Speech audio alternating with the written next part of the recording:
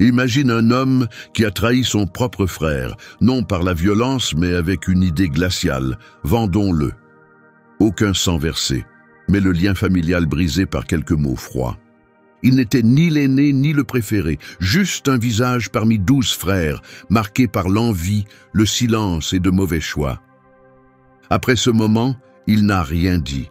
Il a vu son père s'effondrer de douleur. Il a entendu les cris de chagrin résonner dans le pays. Pourtant, il est resté silencieux. Il a choisi de tourner la page. Il est parti vivre ailleurs. Il a pris une épouse. Mais le regret l'a suivi. Année après année, le souvenir de ce jour ne l'a jamais quitté, jusqu'à ce que quelque chose change. Les mêmes lèvres qui avaient proposé la trahison se sont offertes en sacrifice pour protéger un frère cadet. Celui qui avait trahi était devenu celui prêt à défendre. Et là, en présence de la royauté et d'une émotion sincère, Dieu a changé le cours de sa vie. Ce n'est pas seulement l'histoire d'un homme rempli de remords, c'est un miroir pour tous ceux qui pensent que leurs fautes ont détruit leur avenir. Il y a une vérité plus profonde dans la vie de Judas. Une histoire née dans la douleur, traversée par des actes de déloyauté et qui s'est terminée par un symbole d'espérance posé dans sa main.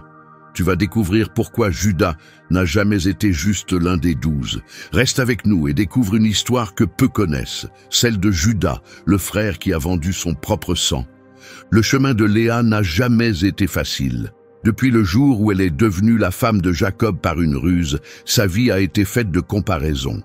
Sa sœur Rachel était celle que Jacob aimait vraiment, admirer, désirer, chérie. Léa était l'épouse qu'il n'avait pas choisie, celle qu'il n'avait pas demandée. La vie avec Jacob était une routine de silence, de désir et de chagrin. Elle attendait un regard, un mot doux, un signe que Jacob la verrait autrement que comme une obligation. Mais son cœur appartenait déjà à une autre. Il ne serait jamais à elle. Et pourtant, dans ce rejet, Dieu a écouté. Il a vu sa souffrance silencieuse, son cœur fatigué, son âme lassée de chercher l'amour. C'est ainsi que son chemin de mère a commencé, non par la joie, mais par un cri discret pour exister. Elle a appelé son premier fils Ruben, espérant que cela changerait quelque chose. Mais Jacob est resté le même. Puis est venu Siméon, né parce que le Seigneur a entendu que je n'étais pas aimé. Et la douleur a continué. Avec Lévi, elle espérait que son mari se rapprocherait enfin d'elle. Mais après 3 fils, le cœur de Jacob restait lointain. Léa voulait toujours être aimée, mais ne l'était jamais. Elle a tout donné, mais se sentait encore invisible. Puis, quelque chose d'étrange est arrivé. Quand son 4e fils est né, quelque chose en elle a changé. Peut-être qu'elle était fatiguée d'espérer, peut-être qu'elle avait compris qu'aucun regard humain ne lui donnerait la valeur qu'elle cherchait, ou peut-être qu'elle avait réalisé qu'un homme pouvait ne pas la vouloir, mais que Dieu, lui, la voulait. En tenant son nouveau-né, les larmes aux yeux, elle a dit doucement « Cette fois, je louerai le Seigneur ». Elle l'a appelé Judas. Ce nom, dans Genèse 29:35, signifie « louange ». Pour la première fois, Léa n'a pas nommé un fils à partir de sa douleur ou du rejet de Jacob. Elle ne cherchait plus à gagner son amour. Même avec un cœur brisé, elle s'est tournée vers le ciel. Elle a remercié Dieu, non parce que sa vie était facile, mais parce qu'elle savait qu'il l'avait vu. Le commencement caché de la vie de Judas est là. Son nom est né dans la tristesse, mais chargé d'espérance. Tandis que les autres noms parlaient de manque et de peine, celui de Judas était différent. Il venait de l'adoration. Ce petit enfant n'avait aucune idée de ce que l'avenir lui réservait. Il ne savait pas que son nom serait transmis de génération en génération, que des rois naîtraient de sa lignée et que l'espoir du monde passerait par lui. Même Léa ne pouvait imaginer qu'un simple acte de foi marquerait un futur de rédemption. La Bible dit peu de choses sur l'enfance de Judas, mais sa maison était pleine de conflits. Les problèmes n'avaient jamais quitté la famille de Jacob. Rachel restait l'épouse préférée. Ses enfants, une fois nés, étaient traités avec privilège. Mais Judas portait un nom à part. Tandis que les disputes grandissaient sous les tentes, Léa l'élevait avec un cœur partagé. Encore blessée, mais maintenant remplie de louanges, Juda a grandi dans un monde de jalousie, de rivalité et de compétition silencieuse. Mais son nom rappelait à tous qu'au-delà de la souffrance, il y avait une raison, une espérance. Voici comment commence l'histoire de Juda, comme un reflet de l'âme de sa mère. Elle était ignorée, mais pas abandonnée, blessée, mais plus forte, rejetée par les hommes, mais accueillie par Dieu. Et parmi tous les fils de Jacob, c'est la lignée de Juda qui portera l'avenir, la royauté, le leadership et le sauveur promis. Ce garçon, dont la naissance semblait ordinaire, a été choisi pour ouvrir un chemin royal inattendu. Cela prouve que les choix de Dieu ne suivent pas la logique humaine. Il élève les rejetés pour accomplir l'impossible. Mais qui aurait cru que ce même garçon jouerait un rôle dans l'un des moments les plus sombres de sa famille? La maison de Jacob était à la fois un refuge et un tourment émotionnel. 4 femmes, Léa, Rachel, Bilha et Zilpa, liées au même homme. Toutes cherchaient de l'affection, de la reconnaissance et surtout de l'amour. La famille était grande, souvent bruyante, mais aussi silencieusement pleine de tristesse. Juda a grandi dans une maison tendue. Très tôt, il a compris qu'être présent ne suffisait pas. Il fallait se battre pour exister. L'affection de son père était clairement tournée vers Rachel, l'épouse que Jacob avait toujours désirée. Malgré les nombreux enfants, l'attention de Jacob allait surtout à ceux qu'elle avait eus. Léa le ressentait profondément. Même après avoir donné 4 filles à Jacob, sa valeur ne grandissait pas à ses yeux. Chaque naissance nourrissait peut-être un nouvel espoir en elle, une chance d'être vue. Mais Jacob ne changeait pas, et les enfants le sentaient. Le jeune Juda voyait son père passer plus de temps dans la tente de Rachel. Il remarquait les gestes, les regards, et comprenait peu à peu que la famille était divisée par des murs invisibles. Même les fils de Bilha et Zilpa, les servantes, faisaient partie de ce réseau compliqué. Il y avait une tension constante entre les enfants des épouses et ceux des servantes. Leur mère entretenait discrètement ces rivalités. Chaque enfant devenait un symbole de fierté, de victoire ou de danger. Avec le temps, Juda est devenu plus conscient. Il apprenait le courage des aînés, la sensibilité des plus jeunes. Un simple repas pouvait devenir une occasion d'impressionner ou un moment où la jalousie grandissait. Même sans tout comprendre, Juda sentait que sa maison reposait sur un terrain fragile. Sa mère parlait peu, mais ses yeux disaient tout. Il y avait de la tristesse dans son regard, mais aussi une foi solide, la même qui l'avait poussé un jour à louer Dieu, malgré le rejet de son mari. C'est dans cette ambiance que Juda a été formé. Il a découvert que l'amour n'est pas toujours juste, que le favoritisme fait plus mal que les insultes, et que la famille ne rime pas toujours avec unité. Au milieu de tout cela, un nom revenait souvent, Joseph, le fils de Rachel, brillant, beau et adoré par Jacob. Dès son jeune âge, il recevait un traitement spécial. On louait ses actions, on écoutait sa voix. Encore enfant, il a reçu un manteau coloré, un cadeau qui criait silencieusement qui était le favori. Pour Juda et ses frères, ce fut un choc. Ce n'était pas juste un beau vêtement, c'était un message, un signe évident de séparation entre Joseph et les autres. Juda le regardait avec malaise, partagé entre le ressentiment et la tristesse. Il comprenait que Joseph n'y était pour rien. Mais avec tant de blessures enfouies, il était difficile de faire semblant. L'ambiance à la maison devenait de plus en plus lourde. Le nom de Juda, autrefois symbole de louange, se retrouvait entouré d'émotions trop fortes pour être ignorées. L'identité que portait Juda, fondée sur une louange sincère, était maintenant mise à l'épreuve par la dure réalité de la vie familiale. Pourtant, il ne semblait pas être du genre à exploser de colère. Il observait en silence, gardait ses émotions pour lui et prêtait une grande attention au favoritisme, à l'injustice et aux défauts de ses frères, including les siens. L'histoire de Juda se poursuivait dans le silence. À chaque repas tendu, à chaque regard gêné, une nouvelle part de lui se formait. Il commençait à comprendre que survivre dans une famille comme la sienne ne demandait pas seulement de la force. Il fallait de la prudence, un silence réfléchi et peut-être même une certaine distance émotionnelle. Mais les choses allaient bientôt prendre un tournant plus sombre. Un nouveau frère était né, celui qui allait tout changer. Joseph entra en scène comme une lumière éclatante qui faisait disparaître les autres. Fils de Rachel, l'enfant que Jacob avait toujours désiré, il semblait incarner tous les rêves que Jacob avait un jour espérés. Dès l'enfance, Joseph fut traité avec une attention particulière. En grandissant, il devint évident que Jacob n'essayait même plus de cacher sa préférence. Il la montrait ouvertement, d'une manière que les autres ne pouvaient ignorer. Pendant que ses frères se levaient tôt pour travailler au champ, Joseph restait près des tentes, tandis qu'il peinait sous le soleil, lui marchait, observait, écoutait, puis rapportait tout.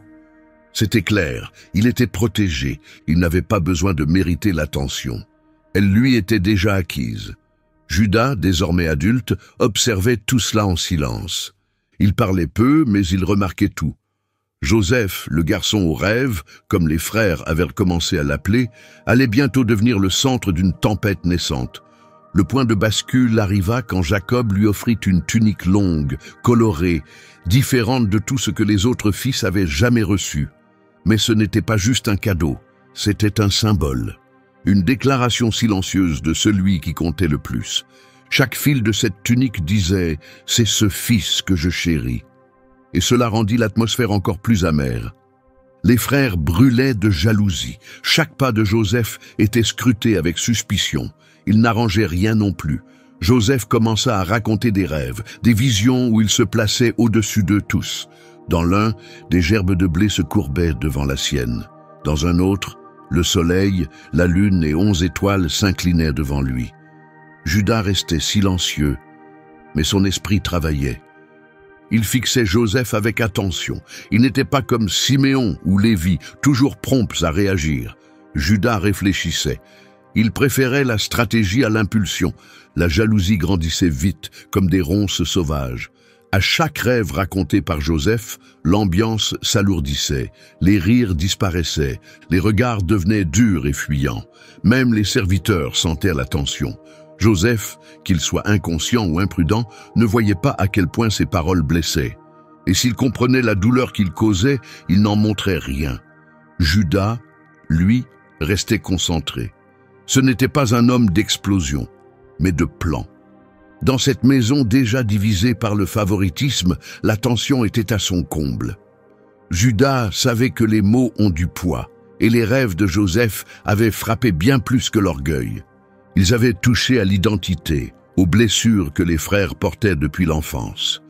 Judas se souvenait des larmes silencieuses de sa mère, des longues journées dans les champs, du travail sans reconnaissance. Il se souvenait du silence de Jacob, de l'absence de défense pour les rejeter. Tous ces souvenirs se mêlaient à la réalité présente. La tunique de Joseph n'était plus qu'un vêtement. C'était le rappel d'une douleur jamais guérie. En lui, des années de rejet se cristallisaient en une pensée brûlante. Pourquoi lui et pas nous? Le nom qu'il portait, Louange, semblait maintenant bien lointain. Son parcours personnel continuait dans l'ombre de l'envie. La foi de Léa, autrefois vive en lui, s'effaçait peu à peu sous le poids de l'amertume et de la rivalité. La tension montait. Les frères chuchotaient entre eux. La colère couvait, prête à s'enflammer. Puis un jour, Jacob demanda à Joseph d'aller voir ses frères dans les champs.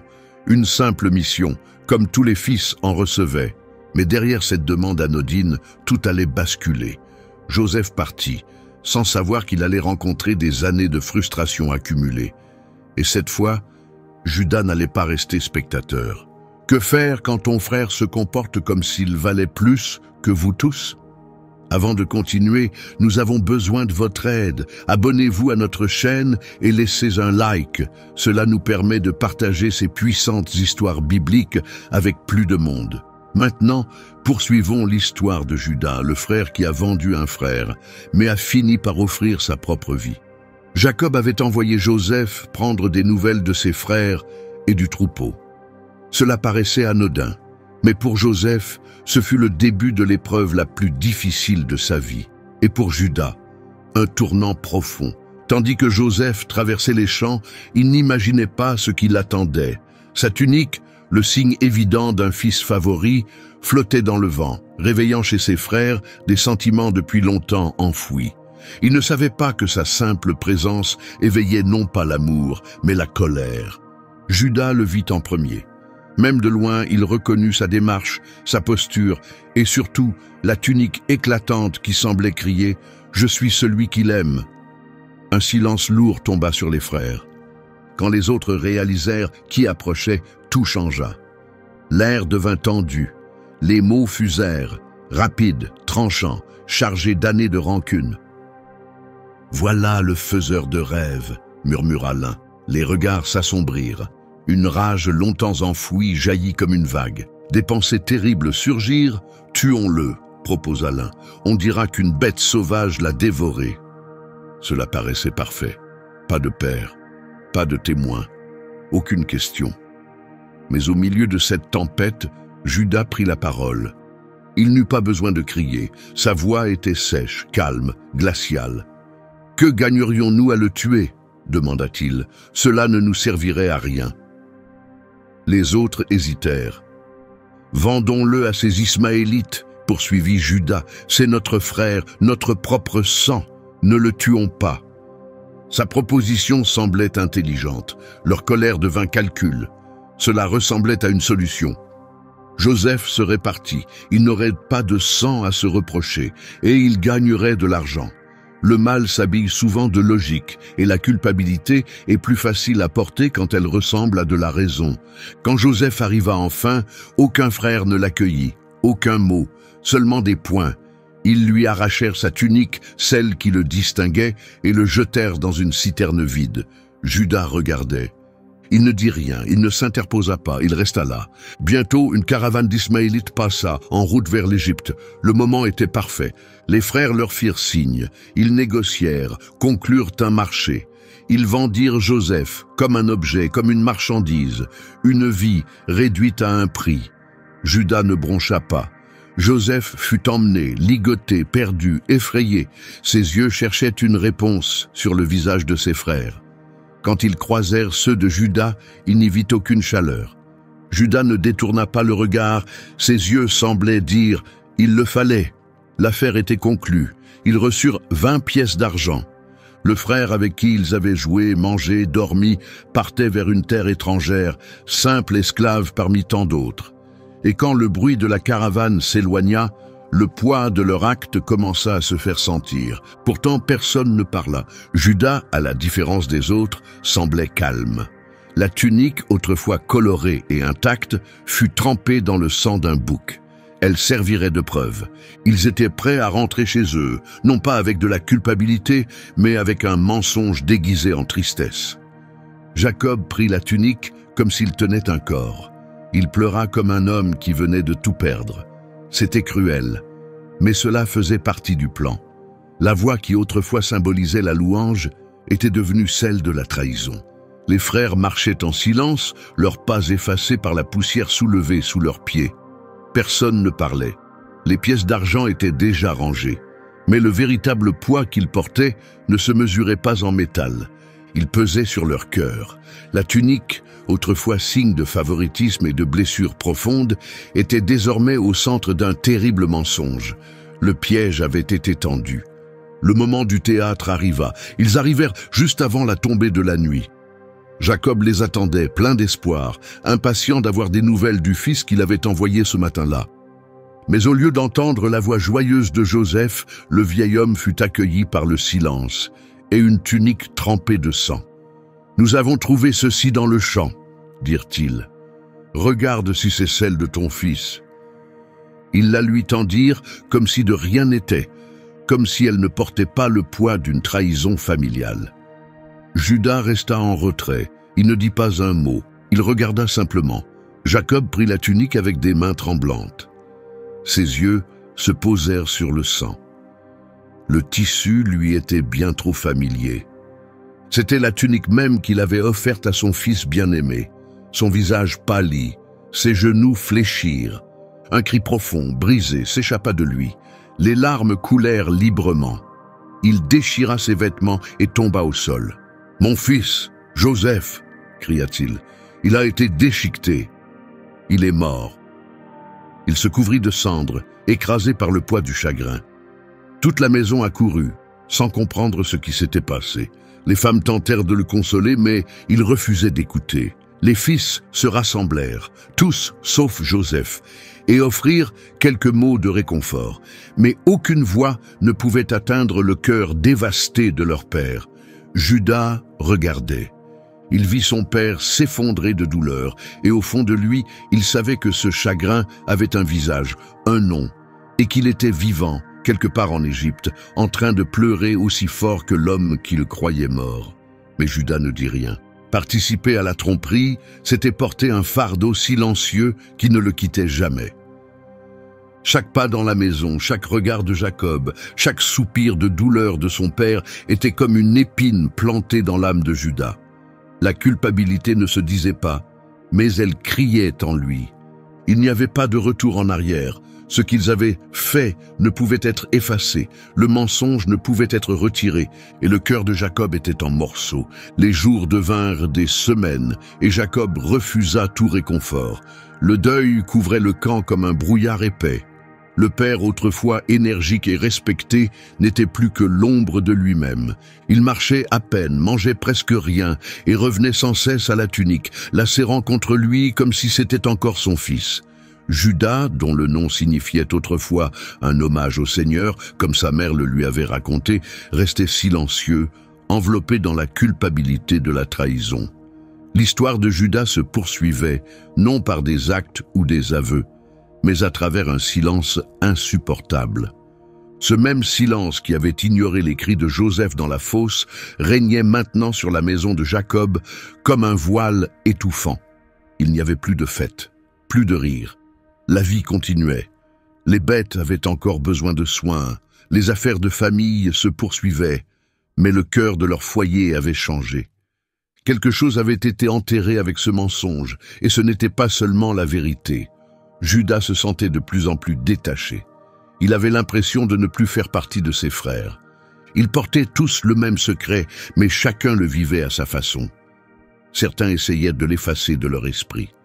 D'autres faisaient comme si rien ne s'était passé. Mais Judas, il portait tout le poids en silence. La nuit, il quittait les tentes discrètement et levait les yeux vers les étoiles. Il ne pouvait oublier le visage de Joseph quand il l'avait revendu, ni la manière dont Jacob s'accrochait à la tunique. Il se souvenait de ses propres larmes, restées prisonnières en lui. Et il se demandait, pourra-t-il un jour être pardonné? Mais la vérité restait cachée, connue seulement des frères. Et aucun n'osait parler, personne ne voulait briser ce silence terrible.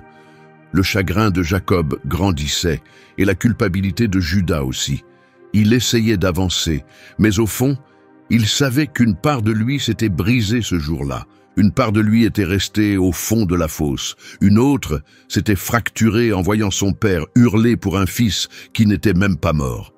C'est alors que Judas commença à penser à partir. Il avait besoin de respirer, de s'éloigner, de fuir tout cela.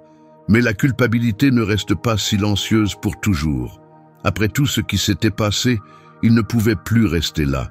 La culpabilité battait dans sa poitrine comme une blessure qui refusait de guérir.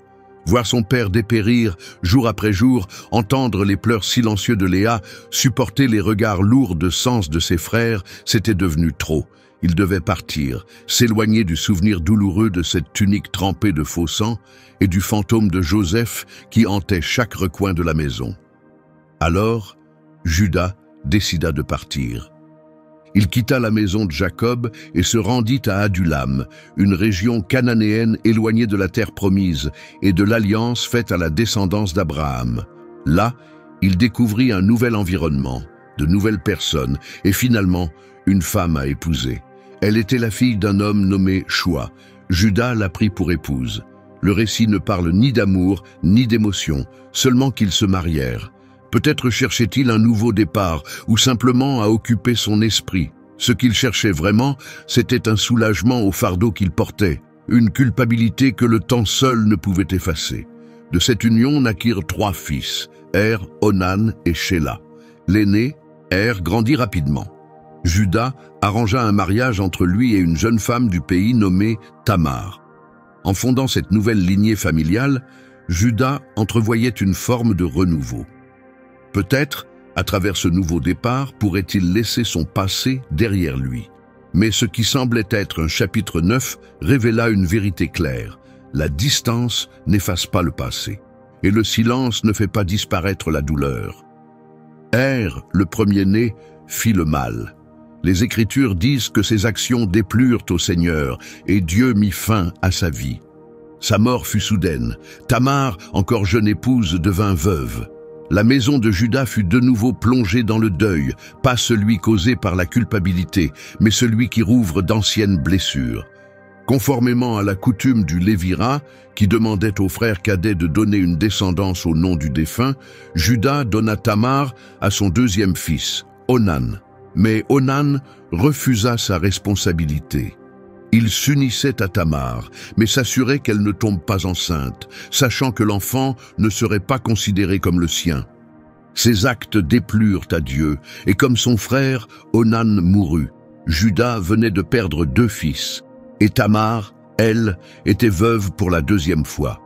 La peur et le doute s'installèrent dans le cœur de Juda, bien qu'il ait promis que son plus jeune fils, Shéla, serait donné à Tamar une fois adulte. Il n'avait pas l'intention de tenir parole. En lui, il commençait à croire que Tamar portait malheur. Peut-être était-elle la cause de tous ses décès. Et comme il l'avait fait autrefois avec Joseph, Juda choisit d'ignorer la vérité plutôt que de l'affronter. Il renvoya Tamar chez son père, lui disant d'attendre que Shéla grandisse. Mais c'était simplement une façon de l'éloigner sans faire face à la réalité. Une fuite discrète, dissimulée derrière la prudence. L'histoire de Juda se poursuivait à travers des choix faits pour éviter ce qui était juste.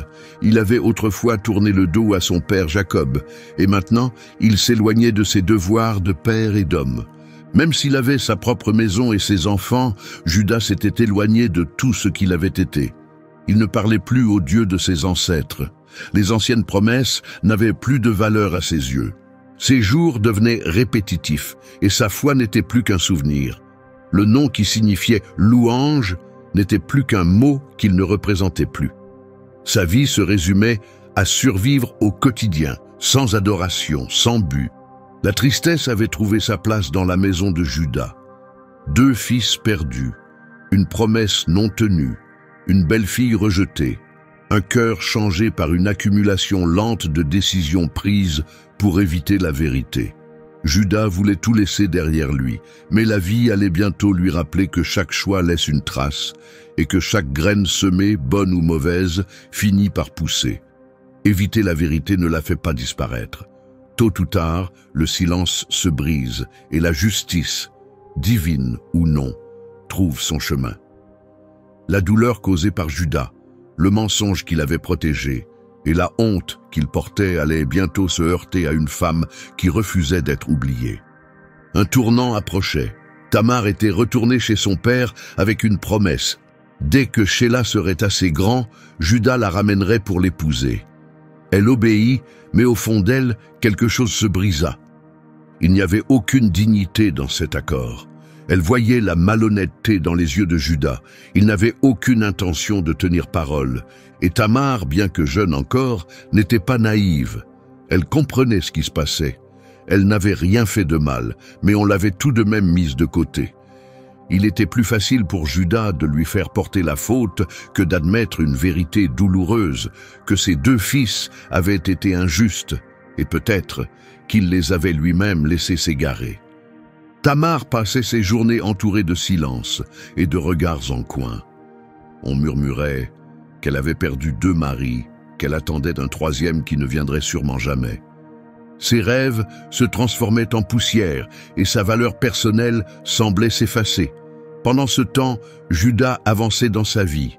Ses affaires prospéraient, ses troupeaux se multipliaient et Shéla devint adulte. Mais Tamar ne recevait aucune nouvelle, aucun message, aucune visite, aucun signe que Juda tiendrait sa promesse. Il évitait le sujet. Il avait déjà enterré 2 fils. Au fond de lui, il se demandait si Tamar n'était pas porteuse de malheur. Cette pensée grandit, servant de barrière pour éviter toute responsabilité. Sa foi, déjà affaiblie, se cachait désormais derrière des superstitions et des excuses. Il était plus simple de l'oublier que de faire ce qui était juste. Mais Dieu n'abandonne pas ceux qu'on rejette, et même si sa justice agit en silence, elle ne rate jamais sa cible. Tamar, ignorée et mise de côté, choisit de ne pas disparaître. Elle ne resta pas impuissante, elle fit un plan. Elle apprit que Juda se rendrait à Timna pour la tonte saisonnière de ses moutons. Un moment où il se concentrerait sur les affaires, pas sur les apparences. Tamar retira ses vêtements de veuve, couvrit son visage d'un voile et s'assit près du chemin qu'il emprunterait. Son but n'était pas la vengeance, c'était la justice. Elle savait qu'en tant que veuve négligée, elle n'avait aucune voix. Mais cachée derrière son voile, elle pouvait obliger Juda à lui faire face, même s'il ne saurait pas que c'était elle. Juda vit la femme au bord du chemin, mais il ne la reconnut pas. Il la prit pour une prostituée de temple comme on en trouvait dans la région. Il s'approcha d'elle et lui fit une proposition, sans se douter de la vérité cachée derrière le déguisement. Tamar, calme et déterminée, demanda une garantie. Son sceau, le cordon qui l'attachait et son bâton de marche. Des objets personnels qui représentaient son nom, sa position et sa direction dans la vie. Juda les lui remit, ils s'unirent. Ensuite, Juda reprit son chemin. Il avait promis d'envoyer un chevreau en paiement. Mais lorsqu'il tenta de le faire par l'intermédiaire d'un ami, la femme avait disparu. Personne dans la région n'avait vu ni entendu parler d'une prostituée près de la route. Alors Juda abandonna. Mieux valait garder le silence, pensa-t-il. Il couvrit ses actes du même silence qu'il utilisait toujours pour cacher sa honte. 3 mois passèrent, puis vint la nouvelle. Tamar attendait un enfant. Juda entra dans une colère noire. Il exigea qu'elle soit brûlée vive. En tant que beau-père, il avait encore une responsabilité légale sur elle. Il pensait que sa réputation était salie, mais Tamar ne resta pas silencieuse.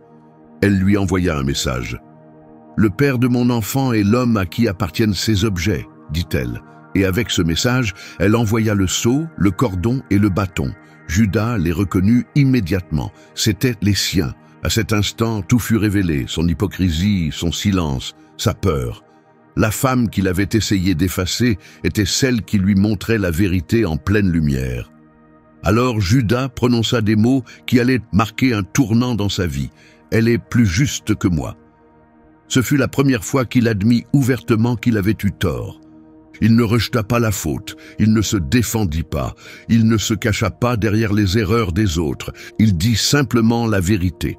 Tamar, la femme que personne n'avait défendue, devint celle qui la révéla. Elle ne fit pas que dénoncer son échec. Elle lui fit voir qui il était devenu. Et à cet instant, l'histoire intérieure de Juda commença à changer. Pour la première fois, il se permit de ressentir du remords.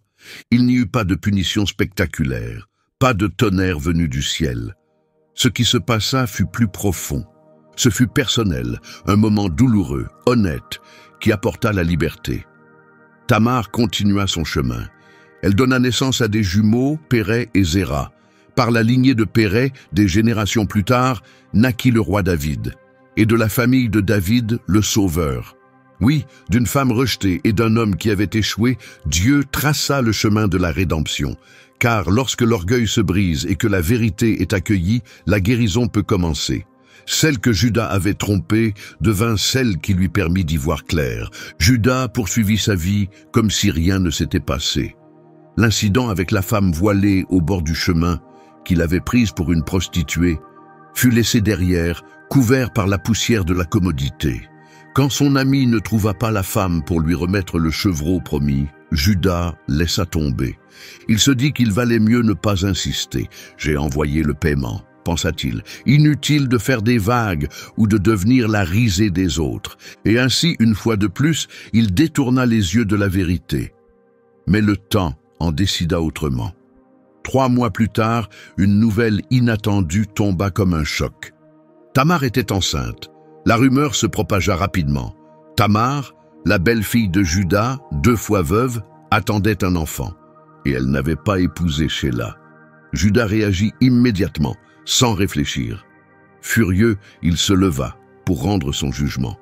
Qu'on la fasse sortir et qu'on la brûle. C'était une sentence dure, immédiate, froide et définitive. Mais derrière se cachait un masque. En condamnant Tamar publiquement, Juda évitait d'affronter ses propres actes.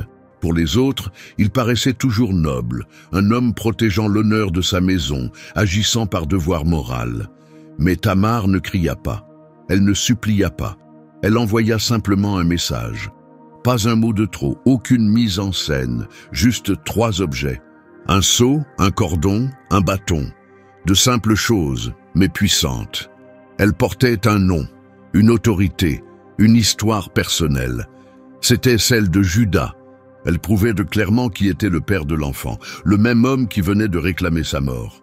Avec elle, elle fit passer un message, calme mais clair. Je suis enceinte de l'homme à qui ces objets appartiennent. Regarde-les bien et reconnais à qui ils sont. Le choc frappa Juda de plein fouet. Là, devant tous, la vérité se tenait, nue, indéniable et impossible à fuir. Il n'y avait plus de place pour les mensonges, plus de masque derrière lequel se cacher. Tamar, la femme qu'il avait voulu effacer, se tenait maintenant devant lui, forte dans son silence, tenant entre ses mains sa vérité, et Juda, contre toute attente, ne s'enfuit pas. Pour la première fois dans les Écritures, il fit quelque chose de rare pour un homme de son temps. Il reconnut ce qu'il avait fait. D'une voix stable, bien que sûrement remplie de honte et d'humilité, il dit « Elle est plus juste que moi, car je ne l'ai pas donnée à mon fils Shéla. » Ces mots n'étaient pas seulement un aveu, ils étaient un point de rupture. L'homme qui autrefois utilisait le silence pour cacher sa culpabilité, utilisait désormais la vérité pour se libérer. Juda n'a pas simplement reconnu que Tamar n'avait rien fait de mal, il a aussi avoué sa propre faute, son échec, son mensonge. Il a cessé de faire semblant.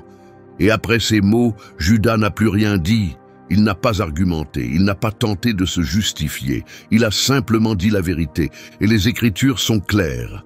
Après ce moment-là, il n'a plus jamais été avec Tamar. Quelque chose avait changé. Juda était toujours l'homme qui avait vendu son frère. Toujours celui qui avait menti à son père. Celui qui avait abandonné sa foi, mais quelque chose en lui avait commencé à évoluer. Pour la première fois, il se voyait tel qu'il était. Pour la première fois, il laissait parler sa conscience. Et il l'écoutait. Et ce n'était plus seulement à propos de lui, c'était à propos de Tamar. Une femme qui, bien que réduite au silence et rejetée, osa se lever avec sagesse et force. Elle n'a pas crié, elle n'a pas explosé de colère. Elle n'a pas déformé la réalité, elle a simplement présenté la vérité et l'a laissé parler d'elle-même. Tamar ne cherchait pas seulement justice pour elle-même. Elle a sauvé Juda de lui-même. S'il avait continué à fuir et à faire semblant, son histoire aurait fini dans la honte. Mais en le confrontant avec courage, Tamar lui a donné une chance de changer. Et Juda l'a saisi. Ce moment est devenu le tournant de son histoire. Aucun feu n'est descendu du ciel, aucune vision divine n'est apparue. C'était une femme, une veuve, ignorée et sous-estimée, qui avec bravoure et grâce mit en lumière ce que Juda voulait garder dans l'ombre, la vérité. Et de cette rencontre inattendue, commencée dans la dissimulation, sont nés des jumeaux. Tamar donna naissance à 2 fils, Pérez et Zéra, mais c'est Pérez qui sortit le premier. Son nom signifie « percé ». Et c'est par lui que naîtrait un jour le roi David, et plus tard, le Messie, Jésus. Oui, à partir d'un homme rempli d'échecs et d'une femme rejetée par les autres, Dieu commença un nouveau chapitre de son plan de salut, car c'est ainsi qu'il agit.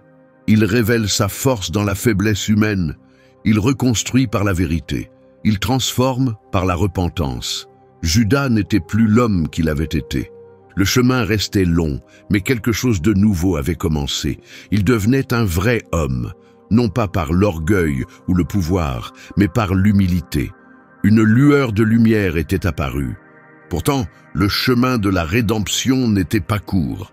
Au fil du temps, le ventre de Tamar grandissait. L'enfant qu'on avait d'abord vu comme un scandale était devenu un signe d'espérance. La femme autrefois ignorée et réduite au silence portait maintenant en elle quelque chose de sacré, une promesse qu'elle ne comprenait pas encore totalement, mais que Dieu avait écrite avec soin.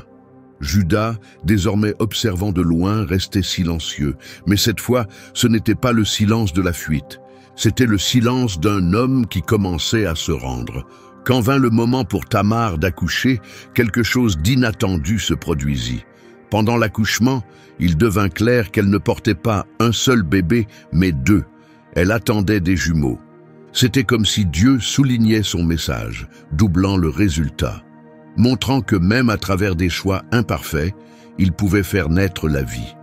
Durant l'accouchement, ce n'est pas celui qui avait montré sa main en premier qui naquit le premier. La main de Zéra sortit d'abord, et la sage-femme y attacha rapidement un fil rouge pour le marquer comme le premier. Mais ensuite, un fait étrange se produisit. Il retira sa main, et l'autre bébé, Pérez, sortit à sa place. Cela brisa l'ordre attendu. Le second était passé devant, et ce qui semblait n'être qu'un détail devint bien plus significatif. Tamar regarda l'enfant qui avait forcé son chemin, comme s'il se taillait une place dans ce monde, et le nomma Péretz, ce qui signifie « percer ». Judas, qui était resté silencieux si longtemps, vit maintenant ses fils, pas ceux qui étaient morts à cause de leur faute, mais de nouveaux enfants, nés d'un moment de vérité, d'une faute révélée et d'une humilité transformée en espérance. Dieu avait choisi de faire vivre le nom de Judas, non parce que Judas l'avait mérité, non parce qu'il avait vécu avec droiture, car ce n'était pas le cas. Judas, celui qui avait vendu son frère en esclavage. Judas, celui qui avait menti à son père.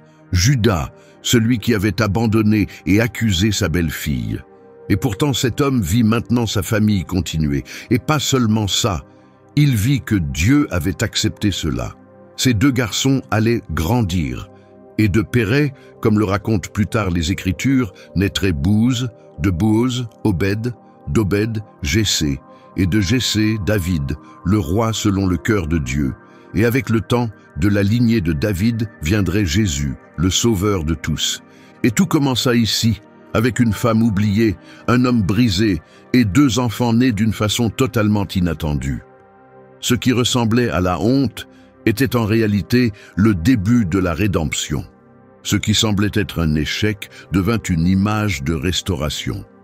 Ce qui paraissait contraire à la loi devint le chemin même qui accomplissait le plan de Dieu. Judas, un homme guidé par des choix, des regrets et du silence, était maintenant pris dans quelque chose de bien plus grand que lui. Il n'avait pas prévu cet héritage, il ne l'avait pas recherché, mais Dieu, dans sa puissance, utilisa chaque partie brisée de l'histoire de Judas pour bâtir quelque chose d'éternel. L'enfant né d'une femme rejetée, pour un homme nommé Louange, était maintenant la preuve vivante de la grâce. Même si une guérison complète restait à venir, le premier pas avait été franchi, non par la force de Judas, mais par le dessein de Dieu, capable de transformer chaque chute en nouveau départ. Tamar, par son courage, entra dans la grande histoire de la foi, non pas comme un scandale, mais comme un symbole de rédemption. Une femme qui, bien que réduite au silence, parla avec vérité, qui, bien que rejetée, apporta justice, qui, bien que utilisée, donna naissance au chapitre suivant de la promesse de Dieu. Et Judas, il commença à comprendre une chose. La rédemption ne signifie pas effacer le passé. Cela signifie laisser Dieu construire quelque chose de nouveau à partir de ce qui est déjà brisé. Pendant ce temps, loin en Égypte, le destin de Joseph était sur le point de changer. De nombreuses années avaient passé depuis la naissance de Pérez et Zéra. La vie de Judas avait trouvé un certain rythme. Mais les échos de son passé, la trahison de Joseph, le mensonge à son père, le moment de vérité avec Tamar ne disparaissaient jamais totalement.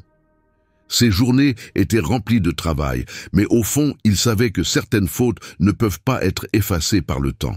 Certaines nécessitent un retour à l'origine. Et ce fut justement durant cette période qu'une famine frappa. Le pays de Canaan s'assécha, la terre cessa de produire, le bétail dépérissait de faim, Le besoin s'installa dans leur maison comme une ombre rampante, et Jacob, maintenant vieux et affaibli, rassembla ses fils et dit « J'ai entendu dire qu'il y a du blé en Égypte. Allez-y et achetez-en, pour que nous ne mourions pas. » C'était la première fois depuis des années que Juda et ses frères partiraient ensemble pour une mission commune. Ils n'étaient plus des garçons gardant les troupeaux. Ils étaient des hommes, chefs de leur propre famille. Mais ils portaient tous le poids du même passé, jamais évoqué, mais toujours présent. Ils les liaient ensemble par la culpabilité et la mémoire. 10 d'entre eux se préparèrent à partir, mais pas Benjamin. Jacob ne pouvait pas se résoudre à le laisser partir. Il avait déjà perdu Joseph. Du moins, c'est ce qu'il croyait. Benjamin était le dernier lien avec Rachel, la femme qu'il avait vraiment aimée. Alors Benjamin resta, et Juda, plus âgé maintenant, plus posé, partit avec les autres. Ils arrivèrent en Égypte, un pays étranger, rempli de puissance et d'ordre, dirigé par un homme ayant autorité juste après Pharaon. Cet homme, imposant mais distant, parlait par des interprètes et observait chacun avec un regard perçant. Son visage ne signifiait rien pour eux. Mais pour lui, les visages agenouillés devant lui étaient inoubliables. C'étaient ses frères, ceux-là même qu'il avait vendus comme esclaves, qu'il avait arrachés à sa maison et qui avaient causé un immense chagrin à leur père. Joseph les reconnut immédiatement. Mais il cacha son identité. Il n'était pas encore prêt à dire la vérité. Il devait d'abord comprendre quelque chose. Et une blessure en lui n'était pas encore refermée. Ses frères ne le reconnurent pas, Juda non plus. Comment l'aurait-il pu? L'homme devant eux ne ressemblait en rien à l'adolescent qu'ils avaient un jour ligoté et vendu. Pourtant, il y avait quelque chose d'étrange chez cet homme, quelque chose qui les mettait mal à l'aise. Il les accusa d'être des espions, il les interrogea sur leur famille, il voulait savoir s'ils avaient un autre frère, et lorsqu'ils mentionnèrent Benjamin, son ton changea. « Faites venir votre plus jeune frère ici, pour prouver que vous dites la vérité. » Les frères retournèrent en Canaan, les sacs pleins de blé, mais aussi avec un avertissement. S'ils voulaient obtenir davantage de nourriture, ils devaient revenir avec Benjamin. Jacob résista. La peur le paralysait. Mais peu à peu, la faim parla plus fort que la peur. C'est alors que Juda s'avança, avec un esprit différent. Il n'était plus l'homme qui était resté silencieux lorsque son père pleurait de douleur. Cette fois, il se tint debout et dit « Je prends l'entière responsabilité de sa vie. Si je ne le ramène pas sain et sauf, je porterai cet échec pour toujours. » C'était un moment décisif. Ruben aussi avait proposé ses propres fils comme garantie, mais Jacob avait refusé. Quand Juda parla, quelque chose dans sa voix toucha différemment. Ce n'était pas seulement convaincant, c'était sincère. Ce n'était pas un homme cherchant à couvrir sa culpabilité avec des mots.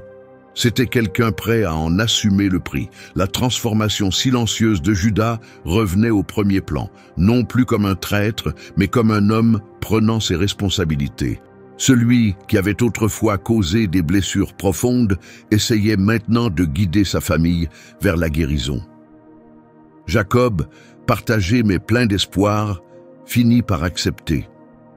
Ils préparèrent des cadeaux, rassemblèrent de l'argent et se préparèrent pour le voyage. Cette fois, ils emmenèrent Benjamin, et avec lui, une grande tension. Le cœur de Juda battait fort. Il comprenait les enjeux, leur survie en dépendait, mais au fond de lui, il savait que c'était un test de son âme, non de la part du dirigeant égyptien, mais du Dieu qui voit tout. Lorsqu'ils arrivèrent à nouveau en Égypte, ils furent conduits à la maison du puissant homme. Joseph les accueillit avec un festin. Il vit Benjamin et fut submergé par l'émotion. Mais il garda encore son secret. Les frères furent soulagés. Pendant un court instant, ils crurent que la paix était revenue. Peut-être que la tempête était passée. Mais ils se trompaient. Le plus difficile restait à venir. De retour chez eux, les réserves de blé diminuaient rapidement. La nourriture rapportée ne suffisait plus. Davantage de bouches à nourrir, mais moins de ressources. La faim revint, plus forte, plus pressante, et avec elle, la décision que Jacob avait toujours repoussée. Le dirigeant égyptien avait été clair, ne revenez pas sans Benjamin. Mais pour Jacob, cela ressemblait à perdre un autre fils une seconde fois. Depuis la disparition de Joseph, envoyer Benjamin revenait à rouvrir une vieille blessure. Rachel, son véritable amour, était morte. Benjamin était tout ce qui lui restait d'elle. Benjamin était le dernier fragment d'un amour irremplaçable. Ses frères le comprenaient, c'est pourquoi ils hésitaient à en parler. Mais la faim ne leur laissa pas le choix. Leur vie et celle de leur famille en dépendaient. C'est alors que Juda s'avança. Il ne parle pas comme avant, avec distance ou stratégie. Il ne parlait pas non plus avec hésitation. Il parlait comme un homme brisé, quelqu'un qui avait trop perdu pour continuer à faire semblant. « Si tu ne nous laisses pas emmener Benjamin, nous ne pouvons pas y retourner, » dit-il. L'homme nous a avertis clairement. Si notre plus jeune frère n'est pas avec nous, nous ne pourrons même pas lui parler. La voix de Juda remplit l'espace. Elle était ferme, mais portait cette fois quelque chose de plus profond, un sens réel de la responsabilité. Jacob hésita. Sa douleur était visible, chaque mention de Benjamin lui faisait mal. Mais Juda tint bon. Il poursuivit, prononçant des mots qui marqueraient un tournant dans sa vie. « Je me porte garant pour lui, tu pourras me demander des comptes. Si je ne te le ramène pas sain et sauf, je porterai cet échec toute ma vie. » Ce n'était pas juste une promesse, c'était un engagement personnel. L'homme qui autrefois avait proposé de vendre son frère s'offrait maintenant à sa place. Celui qui était resté muet pendant les pleurs de son père promettait de ne pas connaître de repos avant que son père retrouve la paix. Et Jacob, regardant Juda, peut-être sentant quelque chose d'authentique, quelque chose de changé, accepta.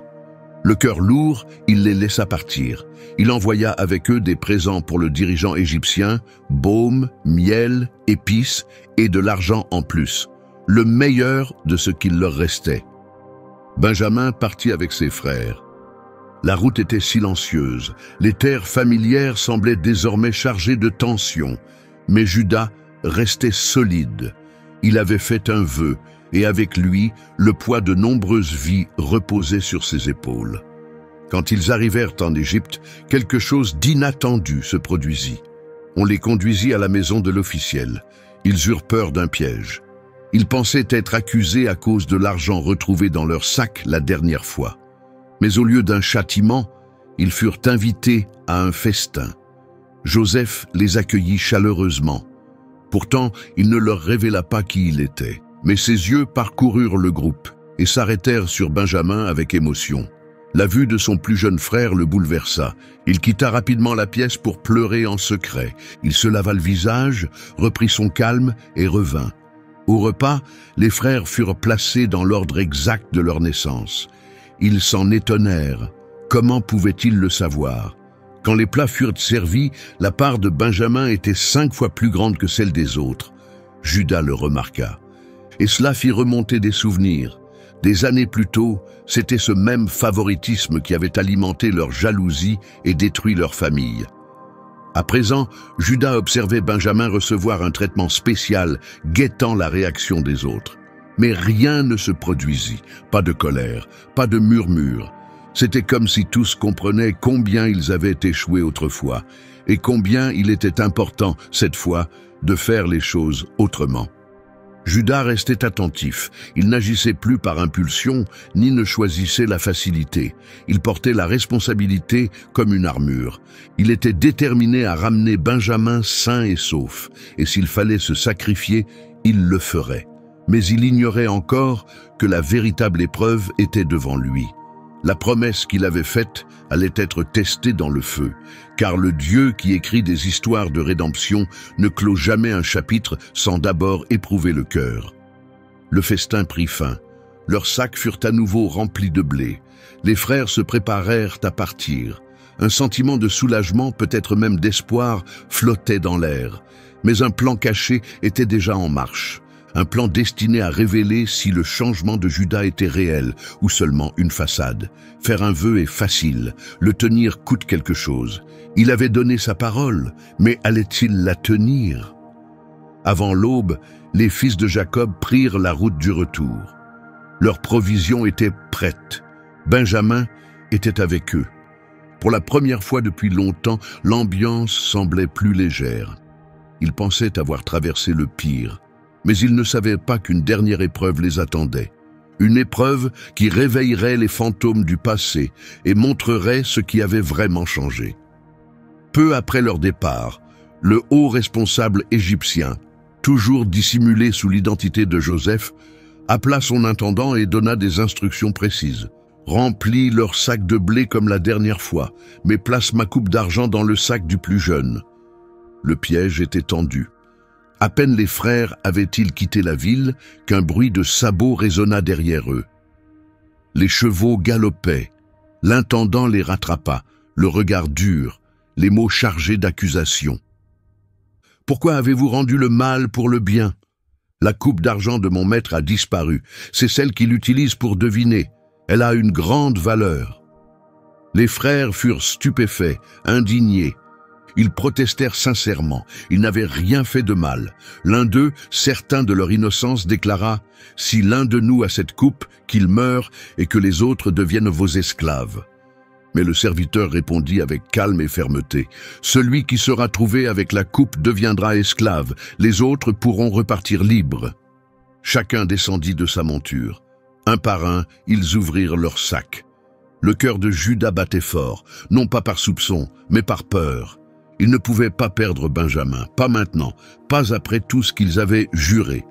La fouille commença par l'aîné et descendit jusqu'au plus jeune. Et là, dans le sac de Benjamin, elle apparut, la coupe d'argent. Le silence devint des cris déchirants. Les hommes déchirèrent leurs vêtements de douleur. Ils avaient l'impression d'être écrasés par le désastre. Ils avaient prêté serment. Juda avait prêté serment. Et maintenant, le plus jeune, le fils préféré de leur père, allait devenir esclave. Ils ne perdirent pas de temps. Ils retournèrent au palais. Leur seul espoir désormais était de supplier, d'implorer la miséricorde. Tous s'inclinèrent devant le puissant homme, sans savoir qu'ils s'agenouillaient devant le frère qu'ils avaient vendu. Joseph les observait attentivement. Il regardait chaque visage, lisant la peur, la culpabilité, le désespoir. C'était comme si le passé refaisait surface à travers chacun de leurs gestes. L'un d'eux parla, disant peut-être que Dieu avait révélé leurs fautes cachées. Peut-être pas à cause de la coupe, mais à cause d'un péché enfoui depuis longtemps. La trahison jamais confessée. Ils proposèrent tous de devenir esclaves. Mais Joseph répondit « Jamais je ne punirai ceux qui sont innocents. Seul celui qui a la coupe restera. Les autres peuvent rentrer chez eux en paix. » Alors Judas s'avança. Le même homme qui, autrefois, avait proposé de vendre Joseph, se plaça au cœur de la crise. Sa voix était posée, mais remplie d'émotion. Il parle de leur vieux père et de combien perdre un autre fils le briserait. Il parle du lien fort entre Jacob et Benjamin, de la douleur qui n'avait jamais quitté leur père depuis la disparition de Joseph. Et enfin, il dit « Je vous en supplie, laissez-moi rester à sa place. Que Benjamin retourne chez notre père avec ses frères. Moi, je resterai ici, votre serviteur. » C'était toujours le même homme. Mais son cœur avait changé. Judas ne fuyait plus. Il ne rejetait plus la faute sur les autres. Il acceptait maintenant la tristesse, le remords et le danger. Pour la première fois, il était prêt à payer le prix que demande l'amour véritable. Un lourd silence s'installa. Joseph le regardait, et au fond de lui, le frère autrefois blessé vit quelque chose d'inattendu, un changement. L'homme qui l'avait trahi se tenait maintenant là pour protéger. Judas était arrivé au moment qui pouvait transformer le cours de sa vie. Un chemin commencé dans le mensonge tendait maintenant vers la guérison. Judas vivait l'instant qui pouvait donner une nouvelle fin à son histoire. La grande salle était immobile comme un tombeau. La décision flottait dans l'air comme un poids. La coupe d'argent avait été retrouvée dans le sac de Benjamin, le plus jeune, le plus chéri, le dernier enfant de Rachel. Le verdict semblait irrévocable. Benjamin devait rester en Égypte comme serviteur, mais quelque chose avait bougé, pas seulement dans les yeux du dirigeant mystérieux, mais dans l'âme d'un homme, Judas. Il ne pouvait pas ignorer ce qui s'était passé des années plus tôt. À cette époque, face à un autre frère précieux, il avait choisi le profit. Judas avait poussé les autres à vendre Joseph, arguant que le tuer ne servait à rien. Aujourd'hui, confronté à une épreuve semblable, Judas inspira profondément. Non pas pour fuir la honte, mais pour l'affronter. Pas à pas, il s'avança vers le siège du dirigeant. Il n'était plus arrogant, plus distant. Son visage portait les traces du temps, du devoir, de la peine et du regret gardé en silence. Lorsqu'il prit la parole, sa voix ne semblait pas rusée, elle semblait blessée. « Seigneur, je vous en supplie, laissez votre serviteur parler, écoutez-moi avec bonté. Nous sommes plusieurs frères, nous avons un vieux père qui a déjà perdu un fils. Benjamin est tout ce qui lui reste de la femme qu'il a le plus aimée. Si nous rentrons sans lui, notre père ne survivra pas au chagrin. Il mourra de douleur. » Chaque phrase résonnait fort, touchant les frères debout derrière lui. Mas Judas continua. « J'ai fait une promesse pour sa vie. J'ai juré à mon père que si je ne le ramenais pas, je porterais cette faute jusqu'à la fin de mes jours. » Il s'arrêta. Les larmes montèrent, mais il ne détourna pas le regard. « C'est pourquoi je vous supplie, laissez-moi prendre sa place, qu'il rentre avec les autres, qu'il retourne dans les bras de notre Père. Moi, je resterai ici votre serviteur pour toujours. » Personne ne bougea. Aucun son ne sortit de la bouche de ses frères. Cet instant n'était pas qu'une demande, c'était un abandon total de soi. Judas ne parlait pas pour fuir la responsabilité, il parlait par amour. Un amour profond pour son père, un amour fort pour son frère, et peut-être un amour qui ne naît que dans un cœur transformé par la souffrance. Difficile de croire que c'était le même homme. Celui qui avait fui sa maison, qui avait pris des chemins imprudents, qui avait trompé, qui était resté silencieux, qui s'était enfui, mais maintenant il était revenu, transformé. Il était tombé et s'était relevé. Il avait menti, mais maintenant chaque mot venait d'un cœur rempli de vérité. Joseph ne le quittait pas des yeux. Il n'avait encore rien dit, mais en lui, quelque chose avait commencé à changer. Le silence devint plus lourd, comme si même le temps s'était arrêté. Judas attendait. Pas pour être félicité, pas pour être reconnu, juste pour faire ce qui est juste, même si cela devait tout lui coûter. Et en Joseph, les émotions jaillirent comme un torrent. La douleur du passé, l'abandon dans la fosse, les années d'esclavage, le temps oublié en prison, tout s'effaça devant la vision d'un frère véritablement changé. Là, debout, prêt à donner sa propre vie à la place de celle d'un autre. Judas, ce nom que sa mère avait prononcé en pleurant. Un nom qui signifie louange, honorait enfin ce nom. Car seul celui qui comprend la miséricorde peut offrir une véritable louange. Seul celui qui a affronté ses fautes peut se tenir à la place d'un autre. C'était comme si le puzzle s'assemblait enfin. Malgré toutes les erreurs, le plan de Dieu était toujours à l'œuvre. L'homme qui avait vendu son frère était maintenant prêt à se donner lui-même. Et cela prouvait que son cœur avait été changé. Judas ne savait pas où ses actes allaient le mener, mais ils allaient porter du fruit. Non seulement ils allaient sauver Benjamin, mais ils allaient restaurer l'histoire de Joseph.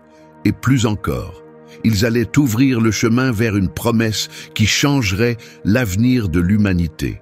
Parce que le Dieu de Judas ne choisit pas les parfaits, il transforme ceux qui se livrent entre ses mains. Maintenant, je comprends enfin le sens de son nom. Judas. La voix de Judas résonnait encore dans le silence pesant de la cour égyptienne. Ses frères restaient immobiles. Le haut fonctionnaire d'Égypte, un homme redouté et mystérieux, venait d'entendre l'une des déclarations les plus honnêtes et désintéressées jamais prononcées. Judas, celui-là même qui avait autrefois livré son frère comme esclave, offrait maintenant sa propre vie pour protéger Benjamin. Joseph ne dit rien pendant ce qui sembla une éternité. Ses yeux étaient remplis de larmes, des années de douleurs silencieuses, d'espoirs oubliés et de cicatrices non guéries pesaient sur lui. La blessure d'avoir été abandonné, les ténèbres de l'esclavage, l'amertume de la prison, tout cela prenait un nouveau sens à cet instant. Il ne pouvait plus se retenir. D'une voix tremblante, le cœur débordant, il cria, ordonnant à tous les Égyptiens de quitter la pièce. Les gardes, les traducteurs, les serviteurs, tous sortirent en hâte, surpris par cette explosion d'émotions. Il ne restait que Joseph et ses frères, des hommes qui avaient commis des fautes, causé des blessures et gardé des secrets trop longtemps. Mais le moment était venu d'affronter la vérité. Les larmes de Joseph coulèrent sans retenue. Ce n'étaient pas des larmes discrètes. Il sanglotait bruyamment, comme un enfant enfin en sécurité après s'être perdu. Ses pleurs remplissaient les couloirs. Même ceux à l'extérieur pouvaient les entendre. Puis, pour la première fois, il leur parla clairement, dans leur propre langue, sans intermédiaire. « Je suis Joseph, votre frère. » Le temps sembla s'arrêter. Les frères furent stupéfaits. Leur cœur se figea. Ce qu'ils croyaient impossible se tenait devant eux. Celui qu'ils avaient rejeté, vendu comme esclave, était maintenant le plus puissant homme d'Égypte après Pharaon. Joseph s'approcha. « Je suis Joseph, celui que vous avez vendu. Mais ne soyez pas triste. Ne vivez pas dans la peur ni dans la culpabilité. C'est Dieu qui m'a envoyé ici, avant vous, pour préserver la vie. » Ces paroles n'étaient pas dures, elles apportèrent la paix. Avec les yeux de la foi, Joseph voyait que chaque pas douloureux faisait partie d'un plan plus grand. Il ne niait pas la souffrance, mais reconnaissait la main de Dieu à travers tout cela. Ses frères ne savaient quoi dire. Ils ressentaient la honte, ils ressentaient la peur. Mais Joseph s'approcha. Il serra d'abord Benjamin dans ses bras et tous deux pleurèrent. Puis il étreignit chacun de ses frères à tour de rôle. Il n'y eut ni reproche ni punition, juste des étreintes pleines de bonté et de guérison. Et à ce moment-là, Judas, celui qui désirait tant cette étreinte, laissa couler ses larmes, librement. Il se souvenait de tout ce qu'il avait fait. Il ressentait le poids qu'il avait porté pendant des années, mais dans les bras de Joseph, il goûta au pardon, non seulement de la part du frère qu'il avait trahi, mais aussi de la part de Dieu. C'était le début de quelque chose de nouveau. Joseph leur dit ensuite de retourner en Canaan, de ramener leur père et de venir s'installer avec toute la famille en Égypte. Là, il prendrait soin d'eux. Il leur promit le meilleur de la terre. Celui qu'on avait rejeté devenait maintenant celui qui allait tous les protéger. Le chemin caché de Judas, l'homme qui avait trahi son propre sang, se transformait en une puissante histoire de restauration. L'homme qui était tombé si bas était désormais utilisé pour un sauvetage divin. L'histoire ne parlait plus de honte, mais de miséricorde. Plus liée au passé, mais ouverte vers l'avenir. La paix entre les frères n'effaçait pas le passé, mais donnait un sens à ce qui semblait irréparable. À travers Joseph, c'était comme si Dieu disait « Ce que d'autres avaient prévu pour le mal, je peux le transformer en bien. » Judas ne dit rien à voix haute, mais son cœur débordait de joie. Il avait tout donné par amour, et au lieu d'un châtiment, il avait été accueilli. Lui qui autrefois fuyait dans l'ombre, se tenait maintenant dans une lumière si éclatante que tout le reste disparaissait. Ce qui avait commencé par une trahison et un vêtement taché était désormais réécrit avec des larmes de guérison, une affection sincère et la promesse d'un espoir. Mais l'histoire n'était pas encore terminée. Une bénédiction encore plus grande était en chemin. Le temps passa après que Joseph se soit révélé. Jacob et sa famille s'installèrent à Goshen, une région fertile donnée par Pharaon. Alors que la famine ravageait les pays voisins, ils étaient en sécurité, protégés par Joseph. Maintenant âgé et proche de la mort, Jacob rassembla ses fils pour leur offrir des bénédictions finales. Mais ce n'était pas seulement des adieux, c'étaient des aperçus de leur destinée. Quand vint le tour de Judas, Jacob le regarda dans les yeux. C'était le même fils qui avait autrefois choisi la trahison, mais maintenant, Jacob voyait un homme transformé, un homme changé par l'épreuve. Il dit, « Judas, tes frères te rendront honneur. Tu vaincras tes ennemis. Les fils de ton père s'inclineront devant toi. » Des paroles remplies de promesses. Judas, et non l'aîné, porterait la couronne du leadership. Jacob ajouta, « Judas est comme un jeune lion. Tu reviens du combat, mon fils. Tu te couches comme un lion, comme une lionne farouche qui oserait te déranger. » L'image du lion évoquait la force, le courage et la royauté. Mais la prophétie la plus puissante restait à venir.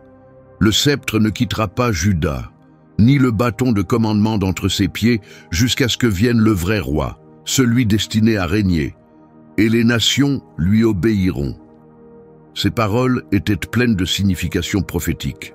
Le sceptre, symbole du pouvoir royal, resterait dans la lignée de Juda jusqu'à l'arrivée du roi véritable, un aperçu clair du Messie qui viendrait de sa descendance. Jacob poursuivit.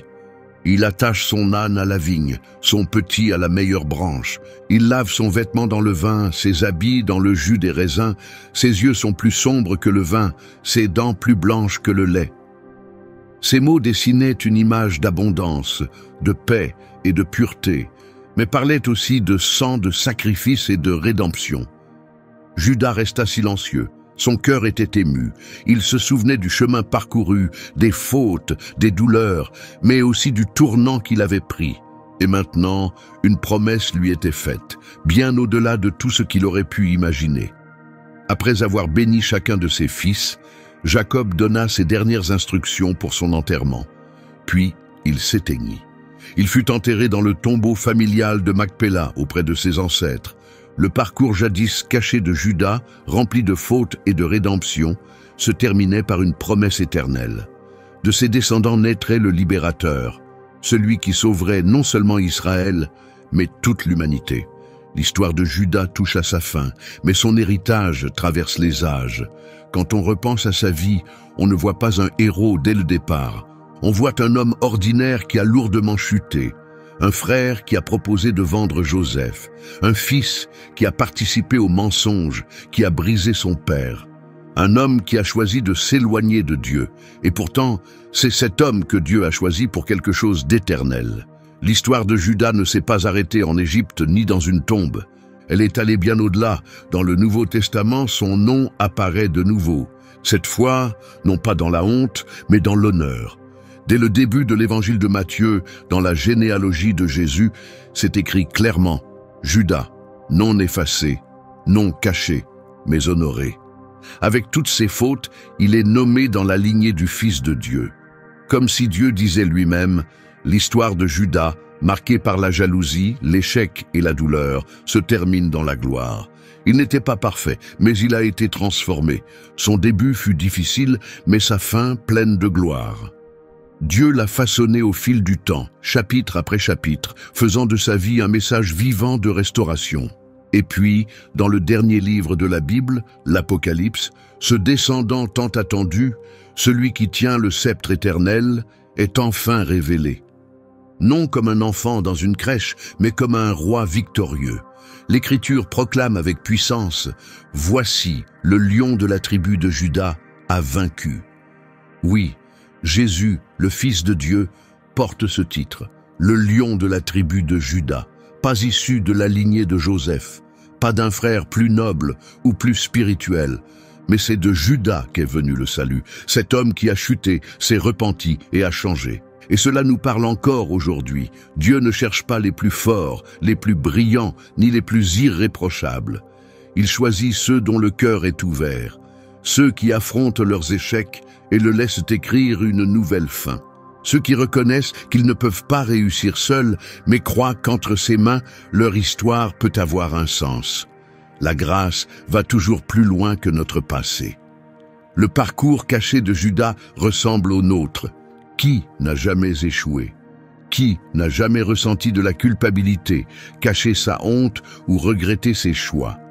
Pourtant, la même grâce qui a relevé Juda est encore accessible aujourd'hui. La même voie qui a offert le pardon et la guérison en Égypte nous appelle encore. Et cela pose une question. Quelle partie de ton histoire gardes-tu encore dans l'ombre? Quel aspect de ton passé penses-tu que Dieu ne peut pas utiliser? Laisse-le partir. Laisse-le être vu. Car lorsque nous confions nos morceaux brisés au Père, il en fait quelque chose de beau. Là où il y avait la honte, il écrit des histoires remplies d'espérance. Il fait naître des leaders parmi ceux qui se croyaient indignes. L'histoire de Juda prouve qu'aucune vie n'est hors de portée de la miséricorde. Si Dieu a pu utiliser un homme comme Juda, imparfait, accablé, tombé, il peut sans aucun doute se servir de ta vie pour toucher d'autres personnes. Laisse le rugissement du lion de Juda éveiller quelque chose en toi. Souviens-toi, ton parcours ne doit pas finir dans le regret. Il peut te conduire à la rédemption. Si ce message a parlé à ton cœur, découvre d'autres vidéos sur des personnages incroyables de la Bible. Clique maintenant, abonne-toi et laisse un like. Que Dieu continue de nous montrer qu'il transforme même les pires moments en quelque chose de magnifique, comme il l'a fait pour Juda.